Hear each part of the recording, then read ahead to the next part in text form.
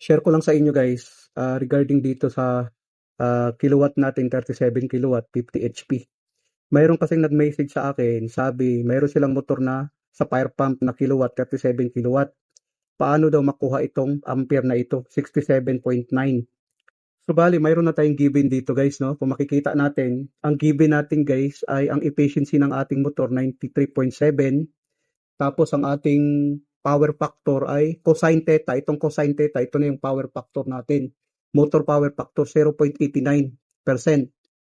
So tapos meron na tayong volts, no, 380 volts Y connection.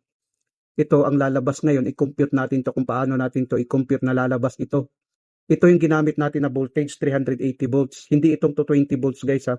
So hindi itong 220 volts ang ating ang ating ginawang computation. Kasi pag 220 volts kasi ito kasi ang niya, ang ampere rating niya. So ito muna ang i-compute natin. Papakita ko lang sa inyo. At least mayroon ding ang mga baguhan, mayroon ding idea ang mga baguhan. Bali 67.9 ampere dito pag Y connection, no? Y connection 380 volts. So ngayon i-try natin na ating i-compute. Ito guys, 3-phase motor ito kung makikita natin. 37 kilowatt. So i-try natin na ating i-compute. So bali ito yung computation guys of 3-phase motor natin, 37 kilowatt, 380 volts Y connection. Ang motor efficiency natin 93.7%.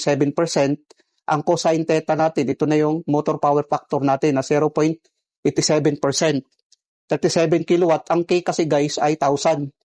So, i-times natin 37 times 1,000. So, ang labas ngayon ay 37,000 watts. 37,000 watts na ito.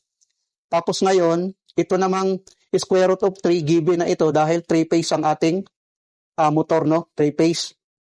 Square root of 3 times 380 volts. Itong 380 volts times 93.7% times 0.89%. Ang equivalent ng square root of 3 ay 1.732 times 380 volts times ang 93.7. Kung i-convert natin yan sa numbers, 0.937 na yan. Itong 93.7%, kung i-convert natin yan, magiging 0.937 times 0.89. Pag i-compute natin to, ang labas niya, 548.85. I-divide natin ngayon sa 37,000 watts divided by 548.85. So, ang labas niya guys ay 67.4 ampere. Hindi naman magkakalayo dito sa nameplates ng motor na 67.9 ampere. Sa computation kasi guys, hindi talaga yan as in accurate talaga na makuha talaga ang sakto. So, dito kasi guys ay point lang naman ang namagitan. Bali dito kasi sa original 67.9 ampere. Dito naman sa ating computation 67.4 ampere.